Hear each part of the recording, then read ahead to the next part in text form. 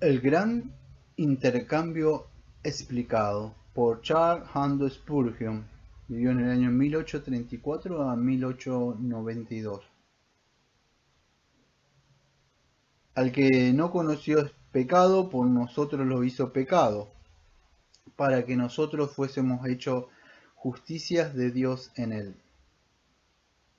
Segunda de Corintios 5, versículo 21. Les traigo ahora la gran filosofía de la salvación, el misterio escondido, el gran secreto, el maravilloso descubrimiento que el Evangelio trae a la luz. Como Dios es justo y aún así el justificador de los impíos. Del Romano capítulo 3, versículo 26. Volvamos a leer el texto para luego proceder a discutirlo. Al que no conoció pecado, por nosotros lo hizo pecado, para que nosotros fuésemos hechos justicia de Dios en él. Notemos la doctrina. Hay tres personas mencionadas en el texto. Al que no conoció pecado, Cristo, Dios, lo hizo pecado por nosotros, los pecadores, para que nosotros fuéramos hechos justicia de Dios en él. Antes de poder comprender el plan de salvación, nos es necesario conocer algunas cosas acerca de estas tres personas. A menos que las comprendamos en alguna medida para nosotros, la salvación resulta imposible. 1. Primero, Dios. Sepan todo lo que Dios es. Dios es un ser muy diferente de lo que algunos suponen. El Dios del cielo y de la tierra, el Señor de Abraham, Isaac y Jacob, creador y preservador, el Dios de las sagradas escrituras y el Dios de toda gracia, no es el Dios de algunos que se fabrican y adoran. Hay quienes de este país, supuestamente cristiano, adoran a un Dios, o sea con minúscula, que no es más que un Dios que son Venus. O sea, Venus era una mitología romana, una diosa del amor y la belleza física. Eso es lo que está diciendo Spurgeon. Hay quienes de este país que supuestamente cristiano adoran a un dios con minúscula que no es más que un dios más que Venus o Bacó. Bacó también era o conocido como Diosinio, una mitología griega y romana con minúscula de un dios del vino y del éxtasis. Con minúscula dice Dios, un Dios fabricado según su parecer, uno ni de piedra o madera, sino formado por sus propios pensamientos, de una materia prima, tan baja que ni siquiera un pagano hubiera intentado usarla. El Dios de las Escrituras tiene tres grandes atributos, todos ellos implícitos en el texto. El Dios de las Escrituras es un Dios soberano, es decir, es un Dios que tiene autoridad absoluta y poder absoluto para hacer exactamente lo que le plazca. Por sobre Dios no hay ninguna ley, ni en él ninguna obligación. No conoce otro gobierno sino el de su voluntad libre y poderosa, aunque no puede ser injusto y no puede hacer nada que no sea bueno, su naturaleza es absolutamente libre, porque la bondad es la prerrogativa de la naturaleza de Dios.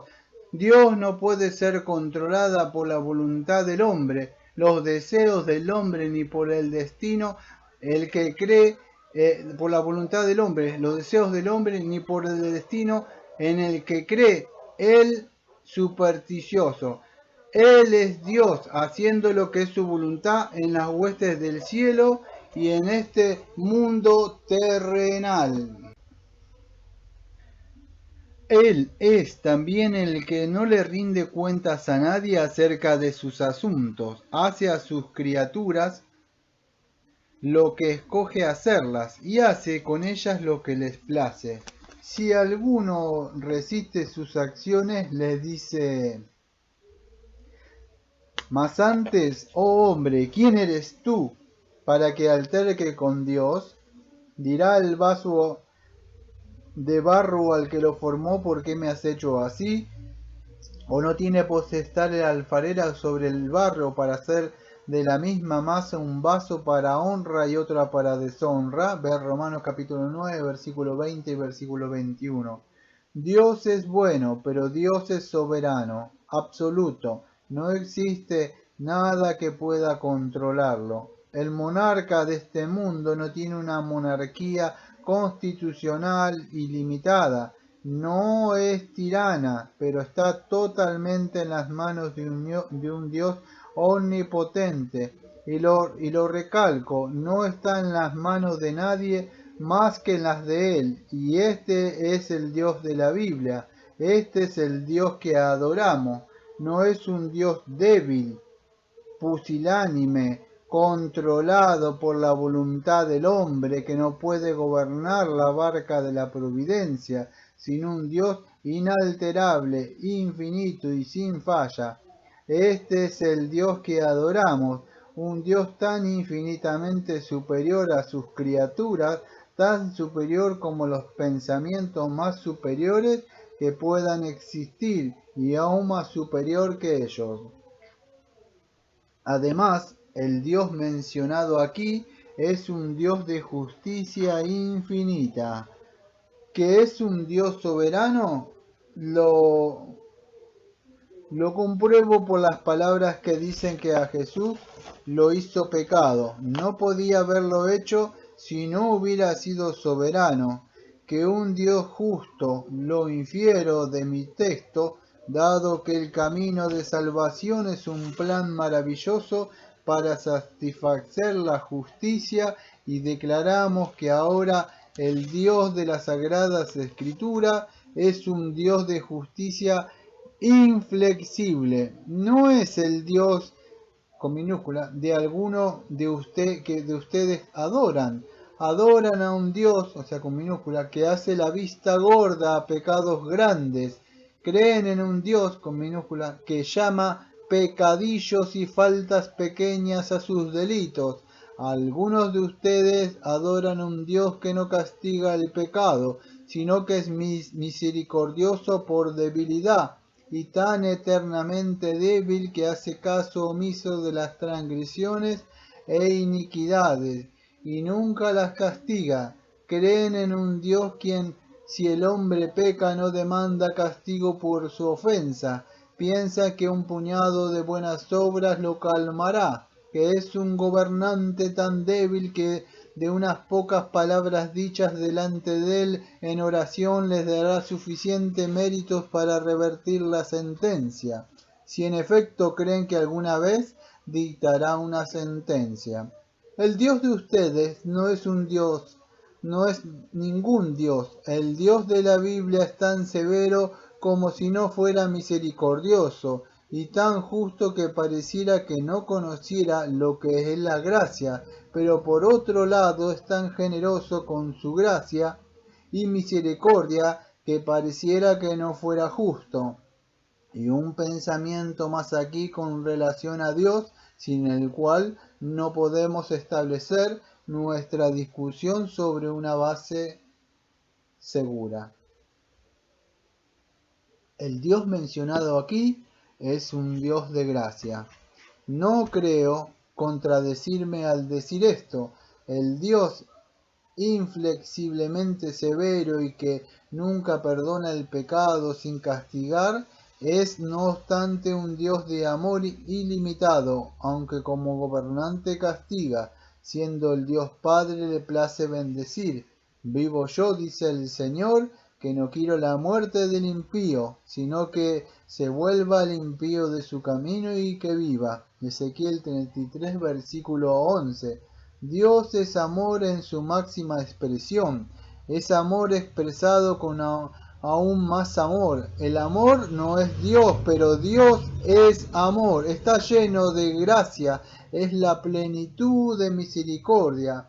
Se deleita en la misericordia, como son más altos que los cielos de la tierra, así son sus pensamientos de amor más alto que nuestros pensamientos de desconsuelo, y sus sendas de gracia más que nuestras sendas de temor. Este Dios en quien Estos tres atributos, soberanía ilimitada, justicia inflexible y gracia insondable, armonizan y componen los atributos principales del Dios único de los cielos y de la tierra. Es el Dios a quien los cristianos adoran. Este Dios ante quienes hemos de compadecer, Él fue el que hizo que Cristo fuera pecado por nosotros, aunque no conocía pecado. Esta es la presentación que hacemos de la primera persona.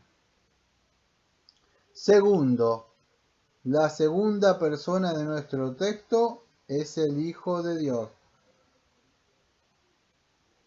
Cristo, quien no conoció pecado, es el Hijo de Dios engendrado del Padre. Antes de todos los mundos engendrado pero no hecho, siendo igual al Padre, teniendo los mismos derechos, coeterno y coexistente. Es el Padre Todopoderoso, igual de todopoderoso es el Hijo. Es el Padre infinito, igual de infinito es el Hijo. Es Dios verdadero, verdadero Dios, teniendo una dignidad no inferior al Padre, sino siendo igual a Él en todo sentido. Dios sobre todas las cosas, bendito por los siglos. Ver Romanos capítulo 9, versículo 5. Jesucristo es también el Hijo de María, un hombre similar a nosotros, un hombre sujeto a todas las debilidades de la naturaleza humana, excepto las debilidades del pecado, un hombre de sufrimiento y de aflicción, de dolores y padecimiento, de ansiedades y temores, de angustia y de duda, de tentaciones y de pruebas, de debilidad y de muerte. Fue un hombre como nosotros, de nuestra carne y huesos y de nuestros huesos. Ahora, la persona que quiero presentarle es este ser completo, Dios y hombre, no Dios humanizado ni hombre deificado, sino Dios, pura y esencialmente Dios, hombre puramente hombre, hombre no más que hombre, Dios no menos que Dios, los dos juntos en una unión sagrada, el Dios hombre. Nuestro texto dice que no conoció pecado, no dice que no cometió pecado. Eso ya lo sabemos. Acá dice más que eso. No conocía pecado, no sabía lo que era el pecado. Lo veían los demás, pero no lo conocía por experiencia. Le era totalmente extraño. No dice solo que en su corazón no había pecado, sino que no lo conocía, no era conocido del pecado, no conocía ningún pecado de ninguna clase, ningún pensamiento pecaminoso, ningún pecado de nacimiento, ninguna transgresión original ni en la práctica. Cristo jamás cometió un pecado con su lengua ni con sus manos. Era puro, perfecto, sin mancha, como una propiedad divina, sin mancha ni imperfección ni nada semejante.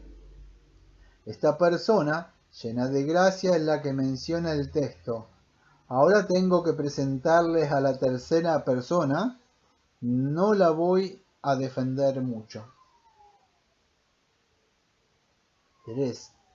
La tercera persona es el pecador. ¿Y dónde está? Cada uno de ustedes puede mirar dentro de sí mismo y buscarlo.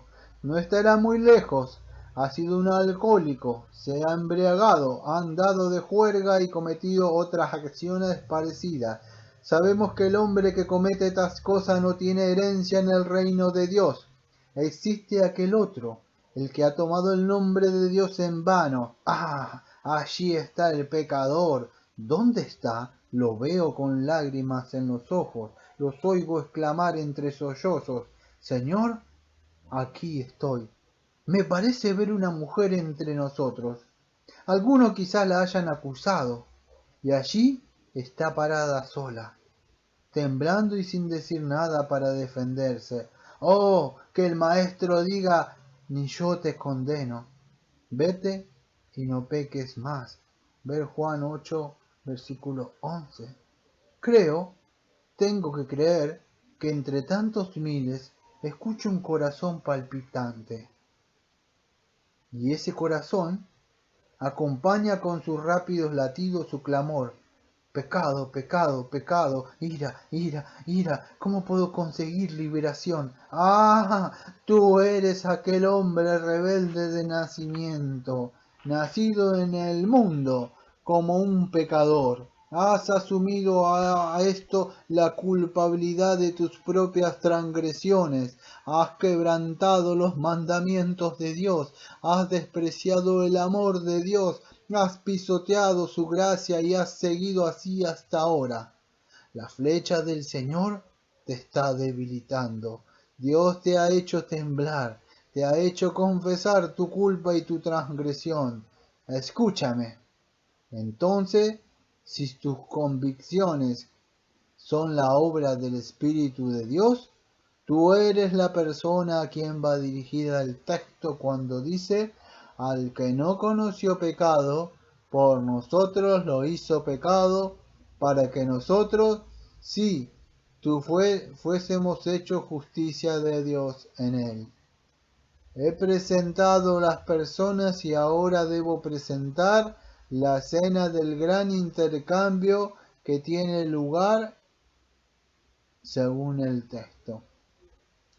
La tercera persona que presentamos es el prisionero ante el tribunal. Dios lo ha llamado como pecador para que comparezca ante él. Se dispone a juzgarlo para vida o para muerte en su gracia. Dios quiere salvarlo. Dios es justo y tiene que castigarlo. El pecador será juzgado.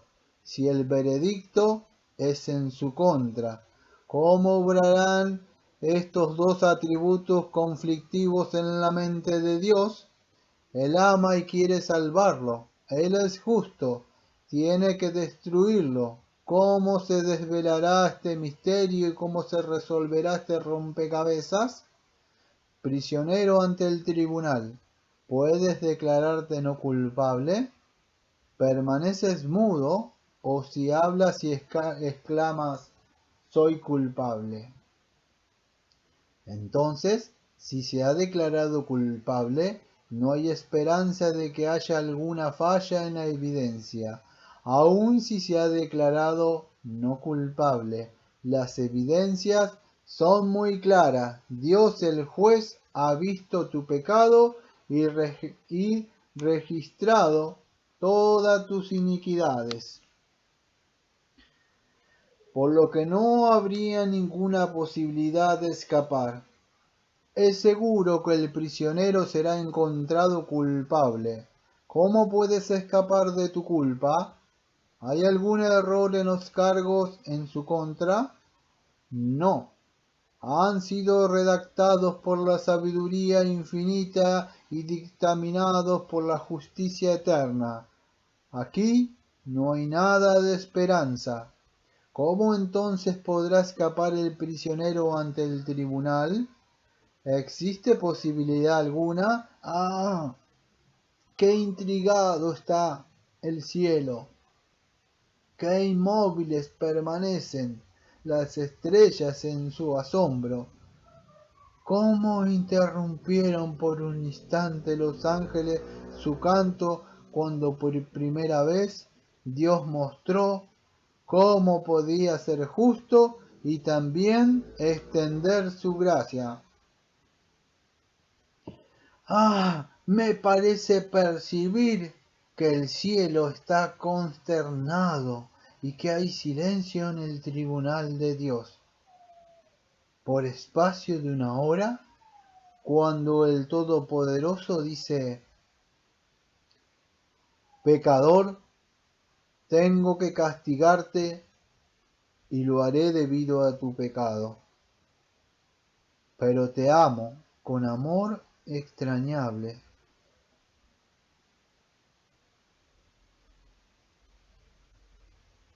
Mi justicia dice: hiere, pero mi amor detiene mi mano y dice, absuélvelo, absuélvelo al pecador.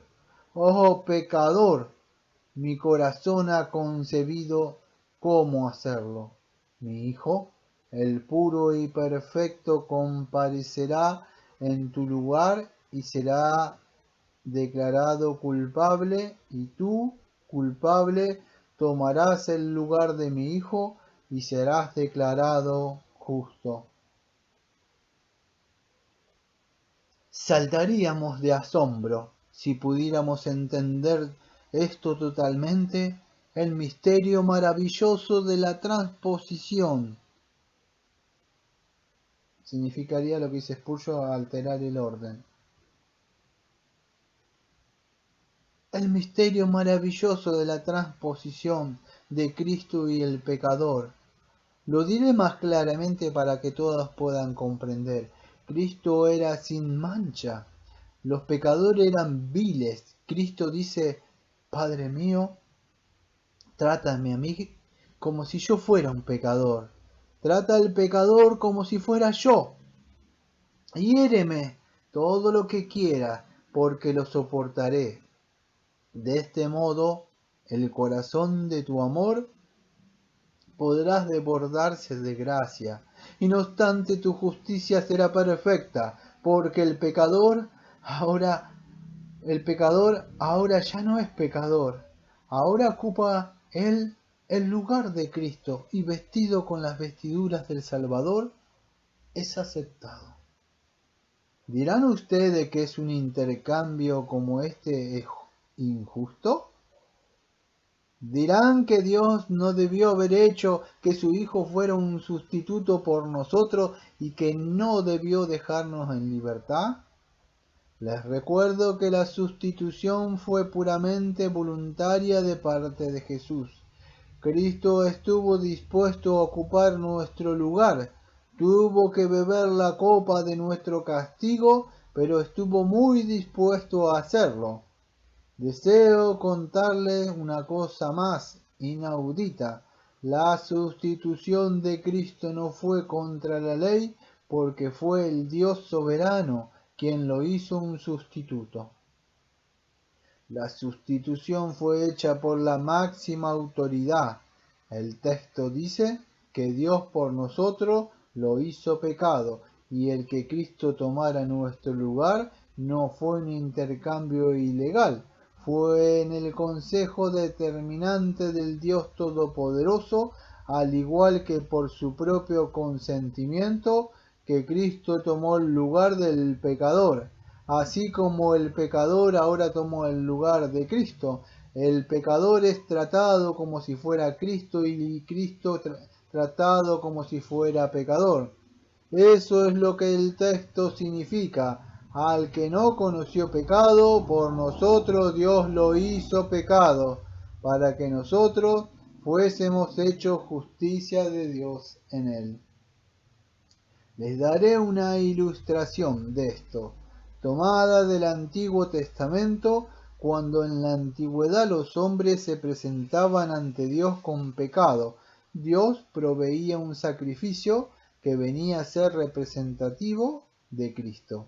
Ya que el sacrificio moría en lugar del pecador, la ley decía, el que pecare morirá.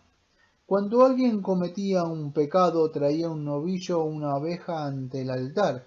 El que había pecado colocaba la mano sobre la cabeza del animal y admitía su culpa.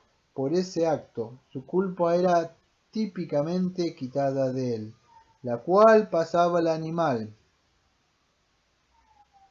Entonces, el pobre animal, que no había hecho nada malo, era sacrificado y echado en el fuego como una ofrenda por el pecado que Dios había rechazado. Esto es lo que cada pecador tiene que hacer con Cristo si ha de ser salvo. El pecador por fe viene y coloca su mano sobre la cabeza de Cristo. Al confesar todo su pecado, ya deja de ser de él. Se le carga a Cristo. Cristo cuelga del madero. sufre la muerte de cruz y el oprobio, de modo que todo el pecado se ha ido y ha sido arrojado a las profundidades del mar. Ahora, todo aquel que cree en Cristo Jesús tiene paz con Dios, porque al que no conoció pecado, por nosotros lo hizo pecado, para que nosotros fuésemos hechos justicia de Dios en él. Ahora terminaré mi explicación del texto pidiéndolos sencillamente que recuerden las consecuencias de esta gran sustitución. Cristo fue hecho pecado. Nosotros somos hechos justicias de Dios. Fue en él pasado, mucho antes aún de lo que pueden recordar los ángeles, el Padre y el Hijo hicieron un pacto eterno, en el que el Hijo estipulaba que sufriría por sus escogidos. El Padre, por su parte, pactó justificarlos por medio de su Hijo. Oh maravilloso pacto, tú eres la fuente de todas las corrientes del amor expiatorio. La eternidad siguió su curso. Comenzó el tiempo y con este pronto llegó la caída.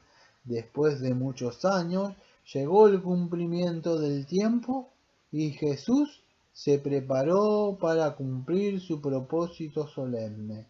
Vino al mundo y fue hecho hombre. Desde ese momento, cuando fue hecho hombre, notemos el cambio en él. Antes había sido totalmente feliz, nunca había sentido abatido, nunca triste, pero ahora se inician los efectos de aquel terrible pacto que había hecho con Dios. Su Padre comienza a descargar sobre él su ira. ¿Cómo? Dicen ustedes, ¿de verdad considera Dios a su Hijo como pecador? Sí, lo hace. Su Hijo acordó ser el sustituto, tomar el lugar del pecador.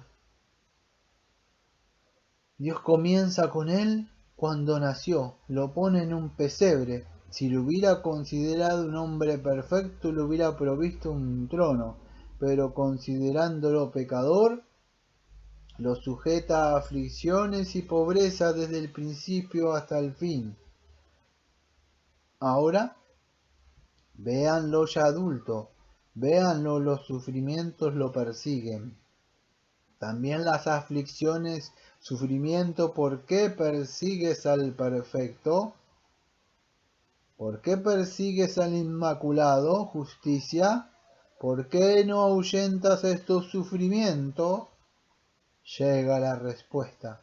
Este hombre es puro, pero se ha hecho impuro al cargar con los pecados de su pueblo.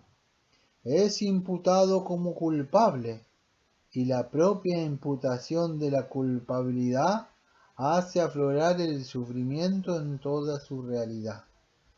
Al fin veo venir la muerte con más de sus acostumbrados horrores.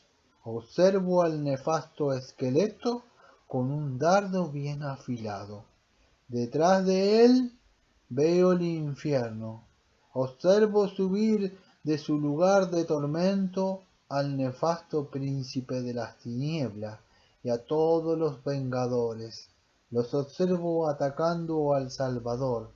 Observo su terrible lucha con él en el jardín. Los veo a él, tirado allí, revolcándose en su sangre, temeroso de la muerte del alma. Lo veo dolido y triste. Camina hacia el tribunal de Pilato. Observo cómo se burlan de él y cómo lo escupen. Lo contemplo atormentado, maltratado y blasfemado. Lo veo clavado en la cruz. Observo que las burlas continúan y que la vergüenza sigue con toda intensidad. Me doy cuenta que tiene una sed desesperante y lo escucho quejarse porque Dios lo ha abandonado. Estoy consternado. ¿Puede ser esto justo? ¿Que un ser perfecto sufra de este modo? ¡Oh Dios! ¿Dónde estás que permite de este modo la opresión de un inocente, del inocente? ¿Has dejado de ser el rey de justicia? Si no, ¿por qué no proteges al perfecto? La respuesta llega. Silencio. Él es perfecto en sí mismo, pero ahora él es el pecador. Está ocupando el lugar del pecador. La culpa del pecador está sobre él. Por lo tanto, es correcto, es justo, es lo que él mismo acordó hacer. Ser castigado como si fuera un pecador, y ser rechazado, morir y descender al Hades sin bendición, sin consuelo, sin ayuda, sin honor y sin dueño. Esto fue uno de los efectos del gran intercambio que Cristo hizo. Ahora consideremos el otro aspecto de la pregunta. Y con esto termino mi explicación. ¿Cuál fue el efecto en nosotros? Vemos a aquel pecador jugando con la lascivia, ensuciando sus vestiduras con todos los pecados en la carne, ha caído. Lo escuchamos maldecir a Dios, lo notamos desobedeciendo cada ordenanza que Dios considera sagrada. Lo vemos después buscando su camino al cielo. Ha renunciado a estos pecados, se ha convertido y ya no los comete. Va camino al cielo.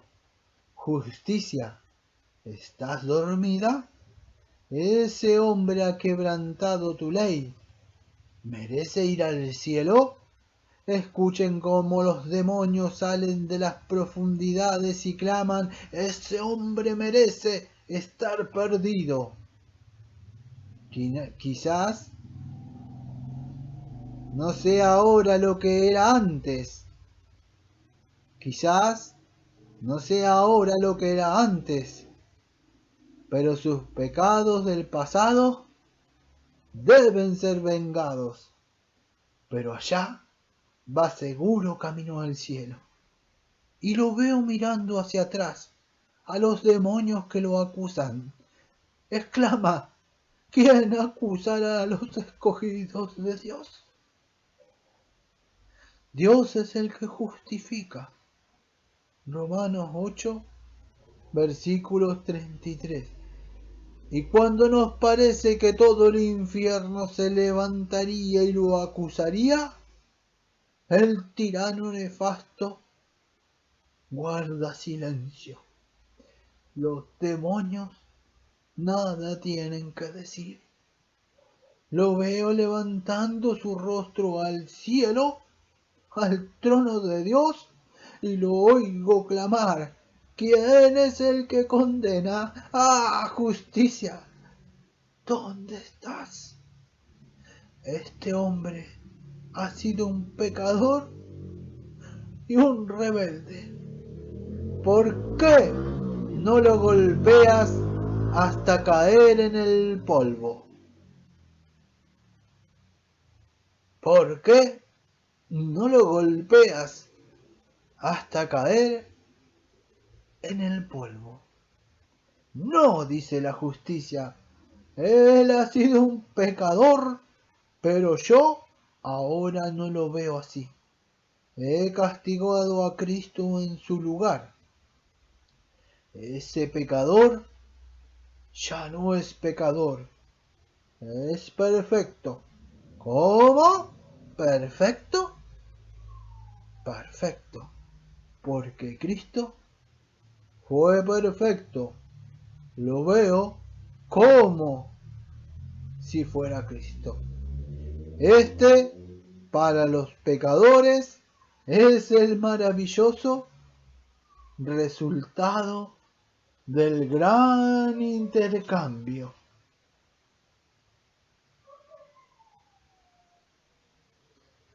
De un sermón predicado el domingo por la mañana del 19 de julio del año 1857 en el Music Hall Royal Surrey Garden por Charles Ando Spurgeon.